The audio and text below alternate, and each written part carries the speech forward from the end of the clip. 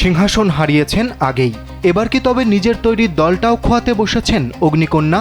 2026-এর নির্বাচনী ভরাডুবির পর বাংলাদেশের হাদি হত্যাকাণ্ড নিয়ে বিস্ফোরক মন্তব্য করে এবার খোদ দেশদ্রোহের মামলায় ফেঁসে গেছেন পশ্চিমবঙ্গের সাবেক মুখ্যমন্ত্রী মমতা বন্দ্যোপাধ্যায়। বাংলাদেশ থেকে একটা বড় খুনিকে এসটিএফ অ্যারেস্ট করেছিল, জেনে রাখুন, যা নিয়ে বাংলাদেশে অনেক রেভলিউশন হয়েছিল।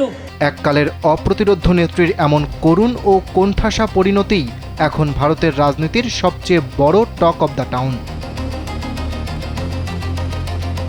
গত 2 জুন মমতা দাবি করেন ভারত সরকারের স্বরাষ্ট্র মন্ত্রণালয়ের অত্যন্ত গোপনীয় তথ্য তার জানা রয়েছে। এরপরই হাদি হত্যাকাণ্ডের সঙ্গে তিনি দিল্লির কেন্দ্রীয় সরকার ও স্বরাষ্ট্রমন্ত্রীকে জড়িয়ে বিতর্কিত মন্তব্য করেন। জীবন অবাক না করলে কে করবে? 28% মিল্ক ফ্যাটের অবাক করার সাথে ফ্রেশ মিল্ক পাউডার। জীবন অবাক করুক প্রতিদিন। আন্তর্জাতিক মহলে দেশের ভাবমূর্তি ক্ষুণ্ণ করার অভিযোগে পশ্চিমবঙ্গের প্রাক্তন এই মুখ্যমন্ত্রীর বিরুদ্ধে কলকাতার লালবাজার সাইবার ক্রাইম থানা এবং শিলিগুড়ি সাইবার ক্রাইম থানায় জোড়া অভিযোগ দায়ের করা হয়েছে। শুধু তাই নয়, মমতাকে গ্রেপ্তারের দাবিও জানানো হয়েছে। দ্য হিন্দুর প্রতিবেদন অনুযায়ী নির্বাচন কমিশন ও কেন্দ্রীয় বাহিনীর বিরুদ্ধে উস্কানিমূলক বক্তব্য এবং সাম্প্রদায়িক সম্প্রীতি বিনষ্টের অভিযোগও আনা হয়েছে তার বিরুদ্ধে। মমতার এই দুর্দিনের সবচেয়ে বড় ধাক্কাটি এসেছে তার নিজের পরিবার থেকে। ভাই বাবুন বন্দ্যোপাধ্যায় দলের এই পরিণতির জন্য সরাসরি অভিষেক বন্দ্যোপাধ্যায়ের একাধিপত্যকে দায়ী করেছেন। বাবুনের স্পষ্ট দাবি, রাজনীতিটা অভিষেকের হাতে তুলে দেওয়াই মমতার জীবনের সবচেয়ে বড় ভুল।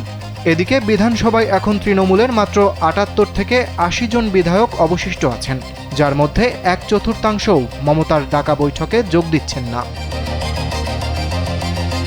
ভবানীপুরে বর্তমান মুখ্যমন্ত্রী শুভেন্দু অধিকারীর কাছে পরাজিত হওয়া মমতাকে বিধানসভায় ফেরাতে করুণা দেখিয়েছেন তৃণমূল থেকে বহিষ্কৃত নেতা হুমায়ুন কবির।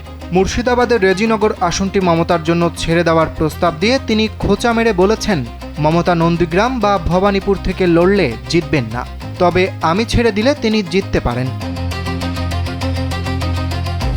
অন্যদিকে তৃণমূল থেকে বহিষ্কৃত বিধায়ক ঋতুব্রত বন্দ্যোপাধ্যায়কে বিধানসভার স্পিকার রথীন্দ্র বসু বিরোধী দলীয় নেতা হিসেবে অনুমোদন দিয়েছেন। ঋতুব্রত সরাসরি ঘোষণা করেছেন, এবারের 18তম বিধানসভায় অভিষেক বন্দ্যোপাধ্যায়ের কোনো ভূমিকায় থাকবে না। রাজনীতিবিদদের মতে এক সময়ের প্রতাপশালী নেত্রী মমতা আজ ক্ষমতা, আসন এবং ঘরের ভেতরের নিয়ন্ত্রণ হারিয়ে পুরোপুরি দেউলিয়া। নিজের একরোখা রাজনীতি আজ তাকে ইতিহাসের আস্তা করে নিক্ষেপ করল বলে মনে করছেন অনেকে। অরিত্র বাসু, কালবেলা।